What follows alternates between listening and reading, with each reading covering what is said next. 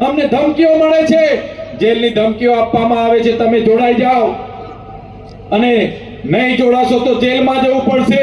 અને તમારા જેવા લોકોના આશીર્વાદથી ધારાસભ્ય બન્યા છે.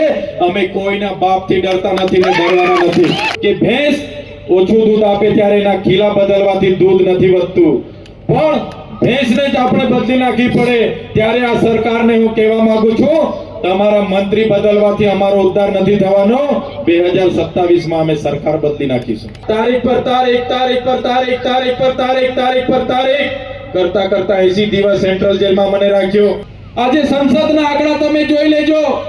દેશમાં 16 લાખ કરોડ ઉદ્યોગપતિઓના માફ કરી દેવામાં આવ્યા.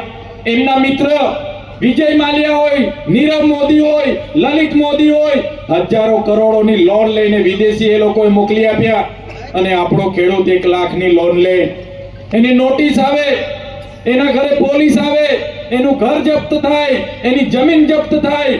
આ સરકારમાં એ ખેડૂતો આજે બેઠે છે.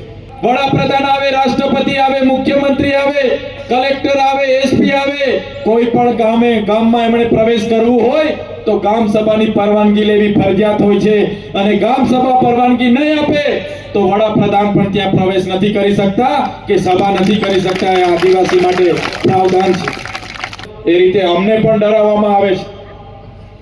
કેસો પર કેસો કરે છે, પોલીસને મૂકે છે, 1 વાર 2 વાર 3 વાર જેલોમાં મોકલે છે અને દબાવવાની વાત કરે છે.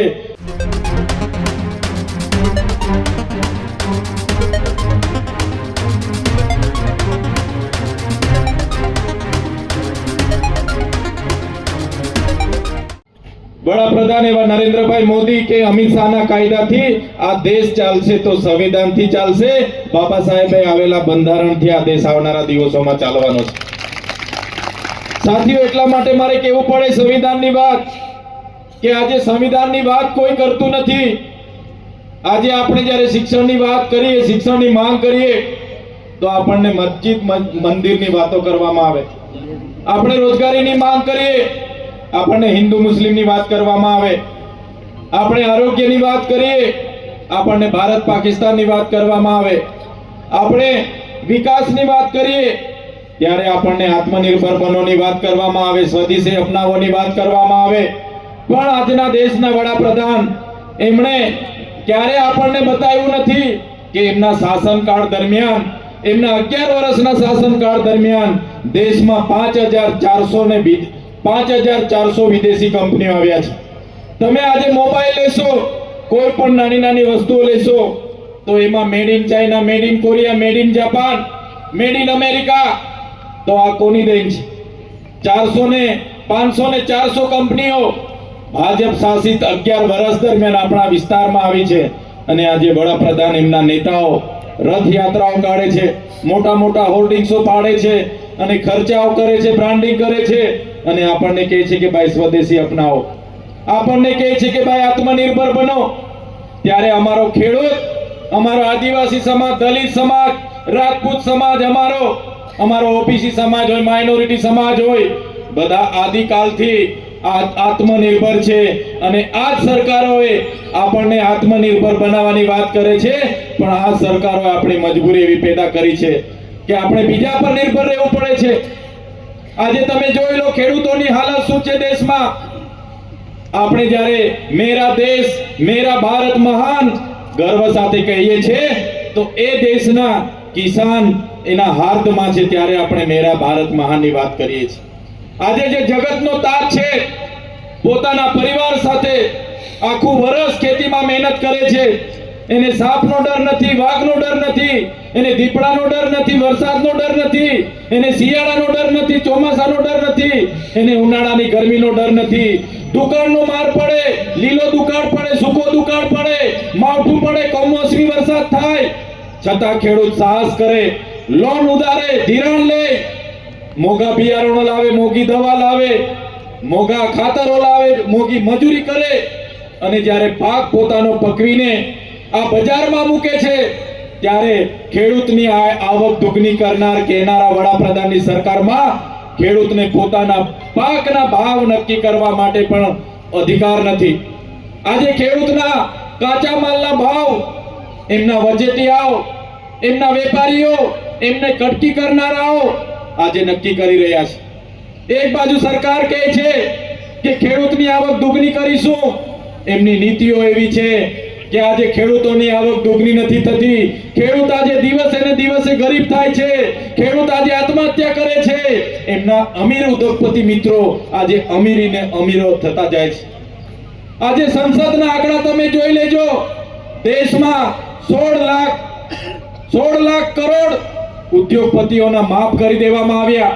એમના મિત્ર વિજય માલ્યા હોય, નીરવ મોદી હોય, લલિત મોદી હોય, હજારો કરોડોની લોન લઈને વિદેશી એ લોકોએ મોકલી આપ્યા, અને આપણો ખેડૂત 1 લાખની લોન લે, એની નોટિસ આવે, એના ઘરે પોલીસ આવે, એનું ઘર જપ્ત થાય, એની જમીન જપ્ત થાય।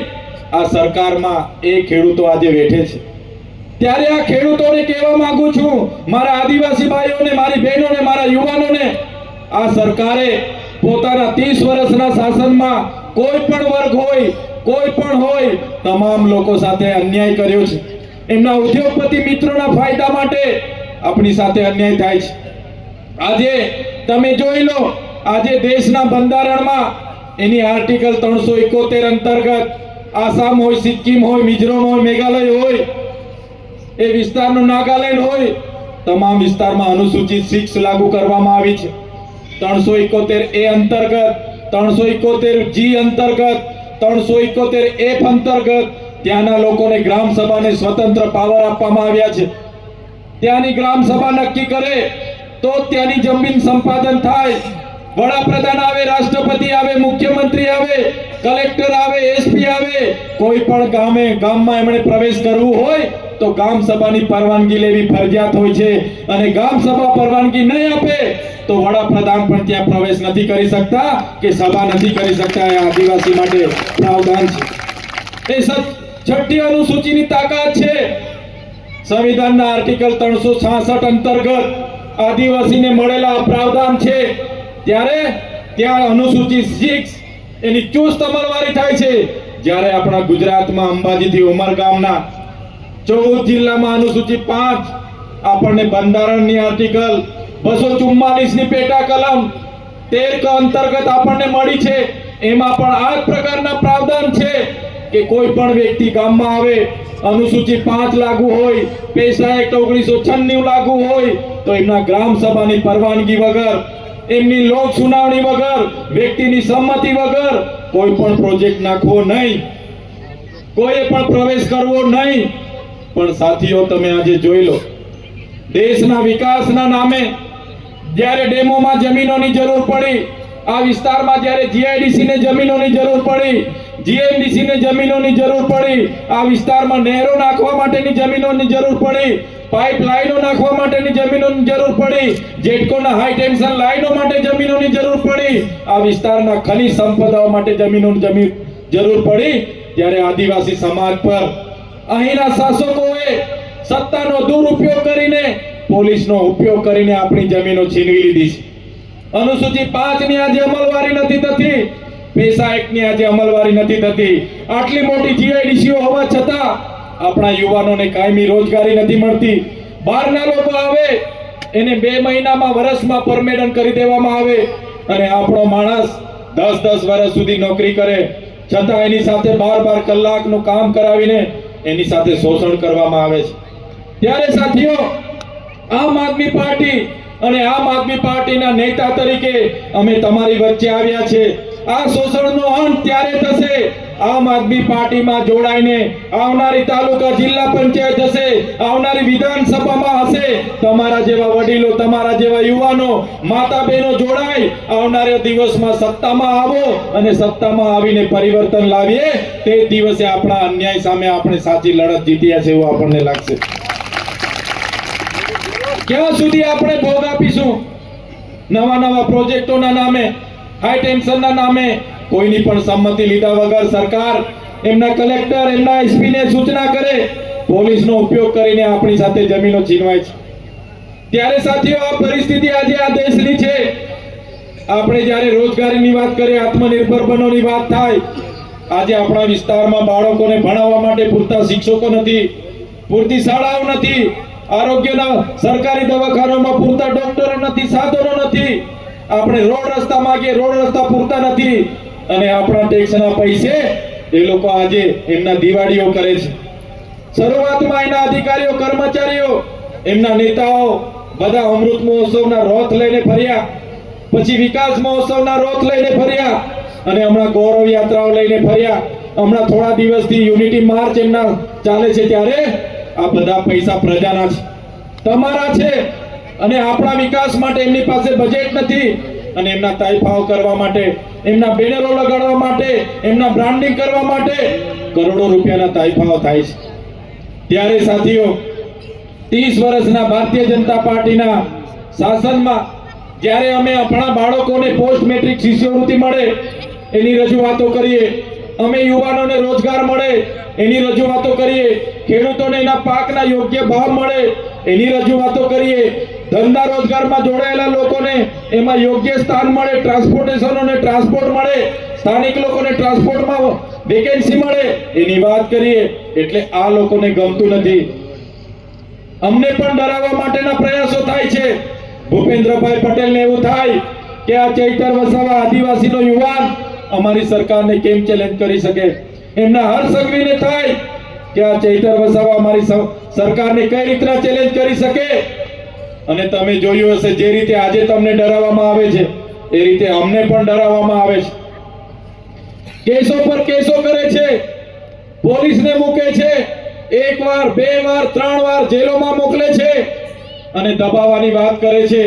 પણ સાથીઓ, અમે આમ આદમી પાર્ટી અને તમારા જેવા લોકોના આશીર્વાદથી ધારાસભ્ય બન્યા છે. અમે કોઈના બાપથી ડરતા નથી ને ડરવાના નથી. પ્રયાસો થાય છે, જોડવા માટેના પ્રયાસો થાય છે. અમને ધમકીઓ મળે છે, જેલની ધમકીઓ આપવામાં આવે છે, તમે જોડાઈ જાઓ, અને નહીં જોડાશો તો જેલમાં જવું પડશે. ત્યારે ભાજપના નેતાઓને પણ કહેવા માંગીએ છીએ, અમે ભાજપમાં જોડાવા વાળા નેતા નથી, અમે ભાજપને તોડવા વાળા નેતા છે, ભાજપ સામે લડવા વાળા નેતા છે.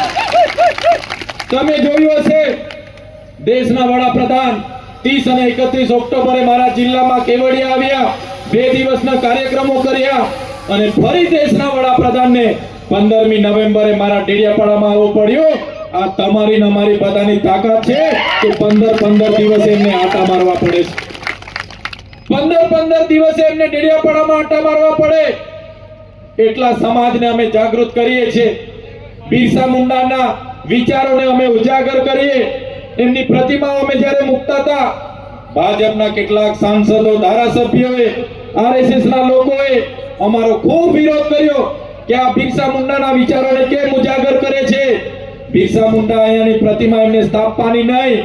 અને સાથીઓ, તમે જોઈ લો, જોગાનું જોગ દેશના વડાપ્રધાને ડેડિયાપાડા આવીને અમે પોતાએ સ્થાપેલી પ્રતિમાને ફૂલ અર્પણ કરવા પડે છે. આ તમારી ને અમારી તાકાત છે કે આજે આદિવાસી સમાજ, એસટી સમાજ, ઓબીસી સમાજ, એસસી સમાજ અને આજે જાગી ગયો છે, અધિકારોની વાત કરે. એટલે આજે વડાપ્રધાનને પણ અહીંયા આવીને બિરસા મુંડા જયંતિ ઉજવવી પડે છે. તમે જોયું હશે કે આ સરકારના મંત્રી તંત્રીઓને 5 વર્ષ મંત્રી નથી રહેવા દેવા પડ્યા. કેમ? કેમ કે આજે આપણે જાગૃત કર્યા છે, લોકો જવાબ માંગે છે, કામ માંગે છે. ત્યારે નારાજગી ખાટવા માટે આ ભાજપના લોકોએ મંત્રીમંડળ બદલી નાખ્યું. એમણે કીધું કે આ મંત્રીમંડળથી બધા નારાજ છે, નવા મંત્રીઓને લઈ આવો. પણ તમે ને અમે જાણીએ છીએ, આપણા વડીલોએ આપણને કીધું હતું કે ભેંસ ઓછું દૂધ આપે ત્યારે એના ખીલા બદલવાથી દૂધ નથી વધતું, પણ ભેંસને જ આપણે બદલી નાખવી પડે. ત્યારે આ સરકારને હું કહેવા માંગુ છું, તમારા મંત્રી બદલવાથી અમારો ઉદ્ધાર નથી થવાનો. 2027માં અમે સરકાર બદલી નાખીશું. તમે જોઈ લો, અમે સરકાર સામે લડી એટલે અમારા પર કેસ થાય, મીડિયા વાળા એમનું છાપે એમના પર કેસ થાય, વિરોધ પક્ષના ધારાસભ્યને દબાવવાની વાતો થાય. મને પણ જેલમાં નાખી દેવામાં આવ્યો. સામાન્ય બાબત હતી, ટેબલ પર મામલતદાર જામીન આપે, એની જગ્યાએ મને સેશન કોર્ટમાં લઈ જવામાં આવ્યો, ડરાવવામાં આવ્યો, ધમકાવવામાં આવ્યો. પણ હું ડર્યો નહીં. મારા વકીલોને અંદર આવવા ના દીધા, કેસ લડવા નહીં દીધા, મને જામીન ના મળ્યા, તારીખ પર તારીખ, તારીખ પર તારીખ, તારીખ પર તારીખ, તારીખ પર તારીખ કરતા કરતા 80 દિવસ સેન્ટ્રલ જેલમાં મને રાખ્યો, યાતનાઓ વેઠવાવી મને, મારી પરિવારે પીડા વેઠી, મારા કાર્યકરે દુઃખ વેઠ્યું, છતાં એ લોકોની જે અરમાન હતા કે 2 વર્ષ સુધી નીકળવા નહીં દે, પણ તમારા બધાના આશીર્વાદથી 80 દિવસની છૂટીને હું આજે તમારી વચ્ચે આવી રહ્યો છું. તમારી બધાની પ્રાર્થનાઓ હશે, દુઆઓ હશે, તમે બધા મારી ચિંતા કરતા હશો, અને એ ચિંતાના લીધે ઉપરવાળાએ જોયું, કુદરતે જોયું, અને 80 દિવસ બાદ મેં છૂટીને આવ્યો. પણ સાથીઓ, આ ભાજપની સરકારની નીતિઓ જુઓ, સરકારના દબાણથી, ભાજપના નેતાઓના દબાણથી ત્યાંની પોલીસ દ્વારા ખોટું સોગંદનામું રજૂ કરવામાં આવ્યું. કહેવામાં આવ્યું કે આ ચૈતર વસાવાને અંબાજીથી ઉમરગામથી બહાર રાખવો પડશે, એમને હદપાર કરવો પડશે રાજ્યમાંથી, અને મને નામદાર હાઈકોર્ટ દ્વારા ડેડિયાપાડામાંથી આજે હદપાર કરવામાં આવ્યો છે. મારી હદમાં હું પ્રવેશ નથી કરી શકતો. જે લોકોએ મને વિધાનસભામાં 1 લાખથી પણ વધારે મત આપીને ધારાસભ્ય બનાવ્યો, ત્યાં મારું કાર્યાલય છે, ત્યાં મારું ગામ છે, મારું ઘર છે, મારો પરિવાર રહે છે, પણ આ ભાજપ સરકારની તમે નીતિ જોઈ લો. એ લોકોની વચ્ચે મારે નહીં જવાનું, અને હું જાઉં એટલે ફરી મને જેલ થાય.